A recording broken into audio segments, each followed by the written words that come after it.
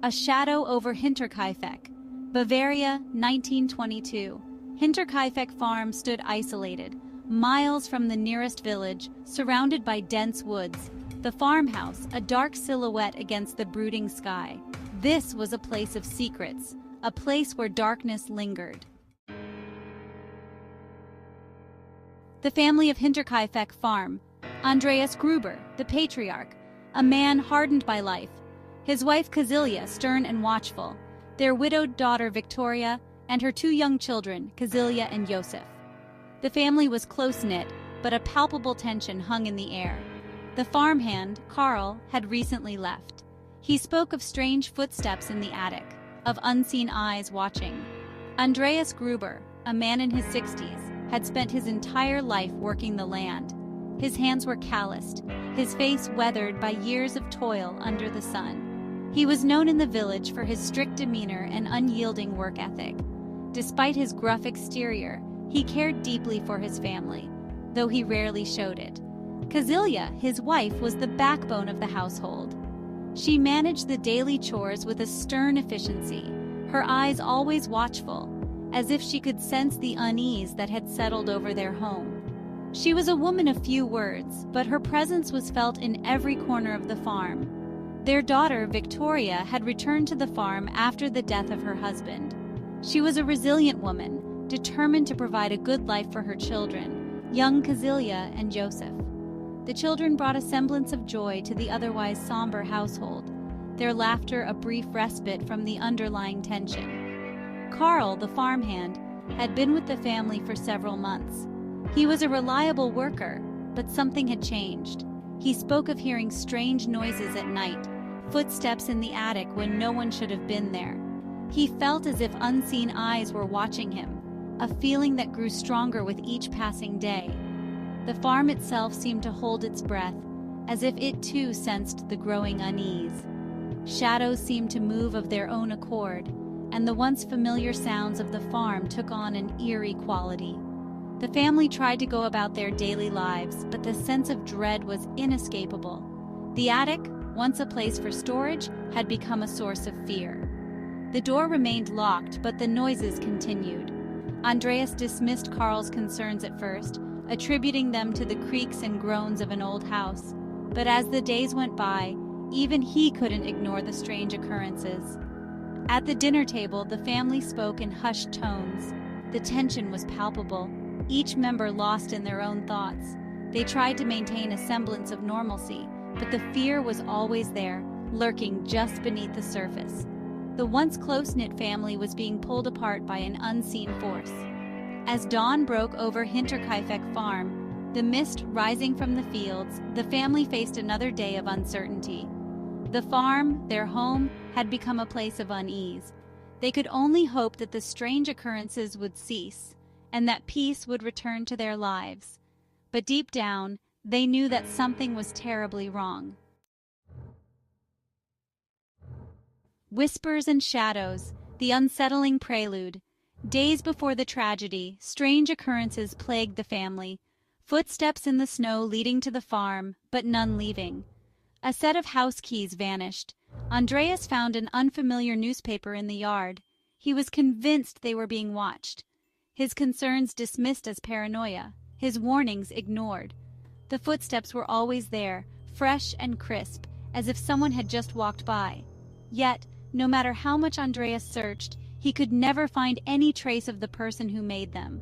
It was as if they had vanished into thin air. The snow, usually a blanket of purity, now felt like a canvas of dread. The missing keys were another mystery. They had always hung by the door, a constant in their daily routine. But one morning, they were gone. No one in the family had moved them, and despite a thorough search, they were never found. It was a small thing, but it added to the growing sense of unease. Then there was the newspaper. Andreas found it one cold morning lying in the yard. It was not their usual paper, and it was dated weeks ahead. The articles spoke of events that had not yet happened. Andreas showed it to his family, but they laughed it off, saying it was a prank or a mistake. But Andreas felt a chill run down his spine. He couldn't shake the feeling that they were being watched. Every creak of the house, Every rustle of the wind seemed to whisper warnings. He tried to tell his family, but they dismissed his fears as mere paranoia. They told him he was overreacting, that there was nothing to worry about. But Andreas knew better. He could feel the eyes on him, always watching, always waiting.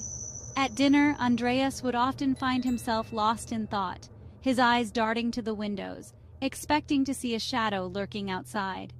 His family continued with their lives, unaware of the growing dread that consumed him. They laughed, they talked, they planned for the future, while Andreas could only think of the unseen presence that haunted their every move.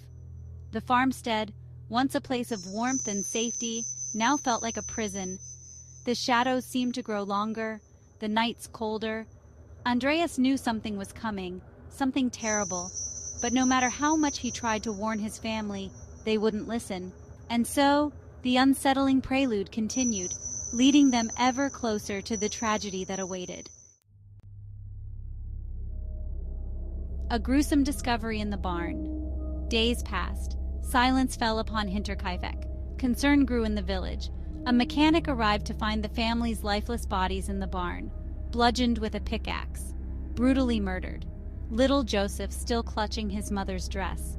The scene was horrific, a blood-soaked testament to unimaginable violence. The investigation begins. A puzzling scene. The police arrived. The scene was chaotic. The killer had remained in the house for days after the murders, fed the cattle, eaten their food. The motive remained a mystery. Robbery was ruled out. Nothing was stolen. The killer had meticulously covered the bodies with hay. Why? Strangers in the night. The mystery deepens. Witnesses came forward. A young villager claimed to have seen smoke rising from the chimney days after the family was last seen alive.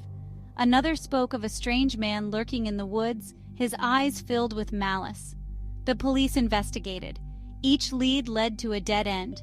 The villagers were gripped by fear and suspicion. The once peaceful community was now shrouded in an air of unease. The young villager, trembling as he recounted his story, described the smoke as thick and black, an ominous sign that something was terribly wrong. He remembered the exact moment he saw it, the chill that ran down his spine. The other witness, an elderly woman, spoke of the strange man with a voice that quivered with fear. She described him as tall, with a dark coat that seemed to blend into the shadows. His eyes, she said, were like two burning coals, filled with an inexplicable malice. She had seen him only once, but the memory haunted her. The police took these accounts seriously, but every lead seemed to evaporate into thin air. They searched the woods, questioned the villagers, and followed every possible clue. Yet, the more they investigated, the more elusive the truth became. The forest, with its dense trees and hidden paths, seemed to swallow their efforts whole. As days turned into weeks, the sense of dread only grew. The villagers held vigils, hoping for answers, praying for the safety of their loved ones. The mystery of the smoke and the strange man became the talk of the town, a puzzle that no one could solve. The police, despite their best efforts, were left with more questions than answers. The forest, once a place of beauty and tranquility, now held a sinister secret. The mystery deepened with each passing day, leaving the villagers to wonder if they would ever uncover the truth behind the eerie events that had shattered their peace. The story was far from over, and the shadows of the night held many more secrets yet to be revealed. Theories and speculations, a web of suspicions. Theories abounded. Was it Carl, the former farmhand, seeking revenge? Or Victoria's former lover, driven by jealousy? Some whispered of a family feud, a dark secret buried deep. Others pointed to the strange occurrences before the murders. Could it be something more sinister? The unsolved enigma of Hinterkaifeck. Despite a thorough investigation, the case went cold. No arrests were made. The murder weapon was never found. The killer vanished without a trace. Hinterkaifeck farm stood abandoned, a chilling reminder of the unsolved crime. The legacy of a haunting. The story of Hinterkaifeck became local folklore.